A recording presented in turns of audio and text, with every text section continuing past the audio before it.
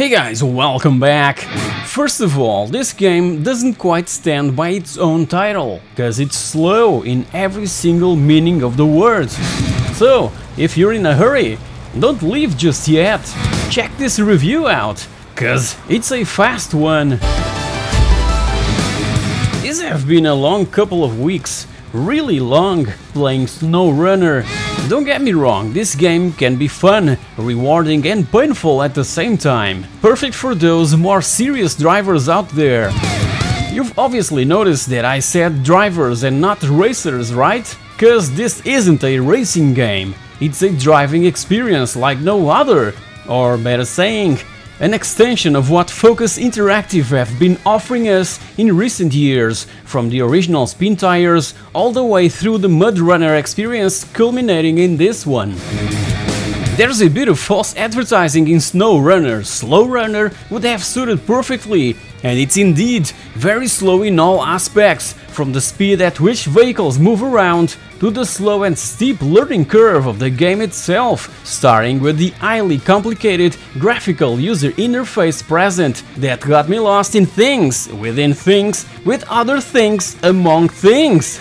No kidding! In my first try, I lost half an hour just trying to figure out how all that worked, and even so, I completely failed to accomplish my first mission. Again, don't get me wrong, this is an awesome game, but it was tailored to fit one particular niche of gamers and drivers out there, just like Dakar 18 was. Not every racing game fanatic will enjoy SnowRunner, but if you've played the previous installments, then you'll certainly love this new entry in the series. It could have perhaps been delivered as a DLC to Mud Runner. I really can't see a point on turning this one into a full-priced release. It would have been nicer if, for instance, Mud Runner was also included as a bundle, or the other way around. Even so, if you're still here listening to my voice, it's because you really love these sort of games, or you really love my voice.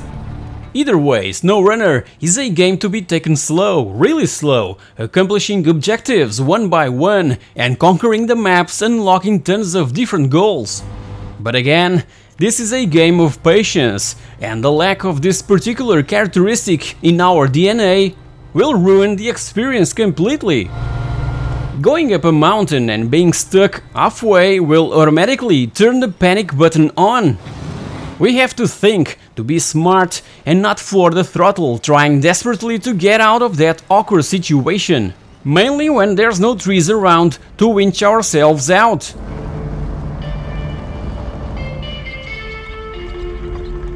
Just like in Overpass that I've also covered recently, going gentle with the throttle and messing around with the transmission is key to success, avoiding or at least trying to avoid more embarrassing moments that will make us lose tons of precious time. But when we finally end up conquering one of the more demanding challenges, we'll be overwhelmed with joy and euphoria that will make us grab another task and drive into the rough and uneven wilderness, defying our own survival instincts, until we end up in a ditch.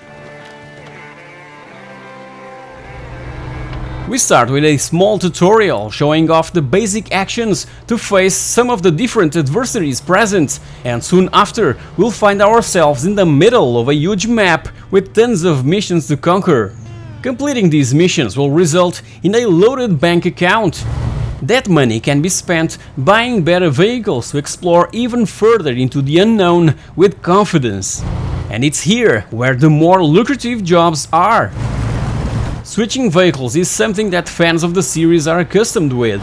When our truck gets stuck, we can quickly switch to another vehicle available at our garage and drive off to that location to use the winch to pull it out of that situation.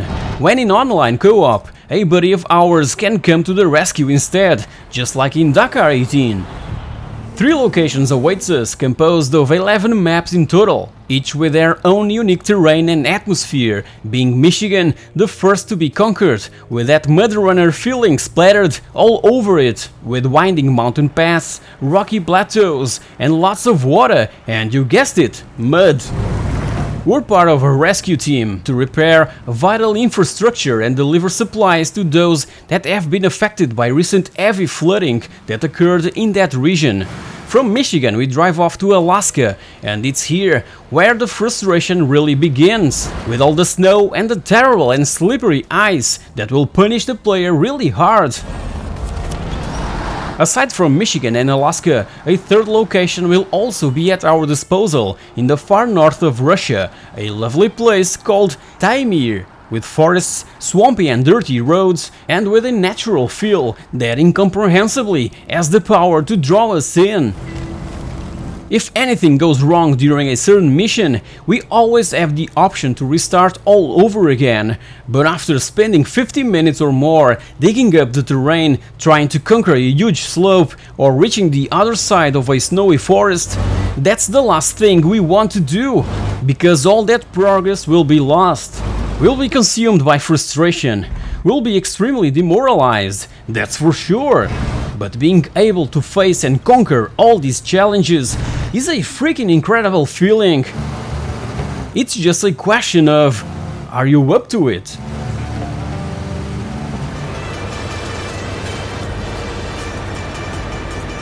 You know that I never go deep into the technical side of racing mechanics and gaming physics. With these reviews I simply try to transmit the feeling while exploring these games and the fun that they have to offer even to the more casual of players.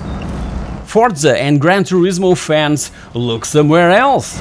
Even the more hardcore off-road enthusiasts won't most likely enjoy this game. As said, this is a title for a niche audience, for those who enjoyed the previous installments in the Spin Tires MudRunner series. And I'm thrilled to know that the new Deckard game in development will feature physics from SnowRunner.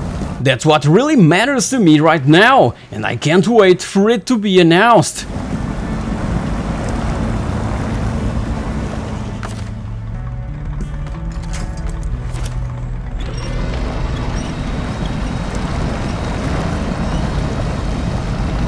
Thank you very much for watching, and I'll catch you all in my next video.